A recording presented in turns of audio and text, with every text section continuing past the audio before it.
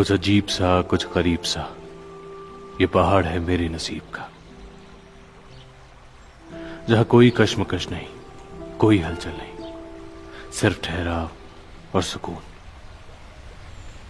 इश्क ही तो है, चाहे किसी से भी हो।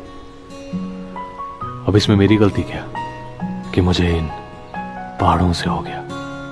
बस सुकून मिलना चाहिए, वही जरूरी है।